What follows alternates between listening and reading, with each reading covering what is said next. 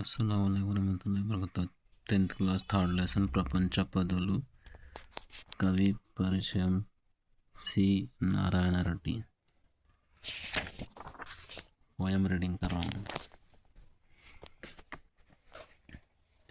కరగనిదే కొవ్వొత్తికి కాంతి ఎలా పడుతుంది, చిక్కనిదే శిల కడుపున శిల్పం ఎలా పుడుతుంది. ఫలితం అందేది తీవ్ర పరిణామంలోనే సుమ, మరగనిదే నీరు ఎలా మబ్బు రూపుకడుతుంది. నలగనిదే అడుగు ఎలా నటన రక్తి కడుతుంది. Second point. పక్షి రెక్కలకు మబ్బులు గొడుగులు పట్టినప్పుడే సార్థక్యం, పారేటికి పైరు గొంతులో పాడినప్పుడే సార్థక్యం. ఏ లక్ష్యానికి కట్టుపడక బతుకీడ్చుకుపోతే ఏం లాభం.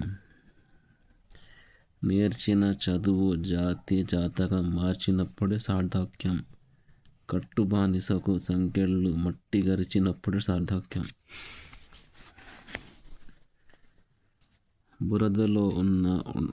బురదలోన ఉంటున్న తరగదు పద్మం విలువ, తాటాకున పడి ఉన్న తగ్గదు పద్యం విలువ.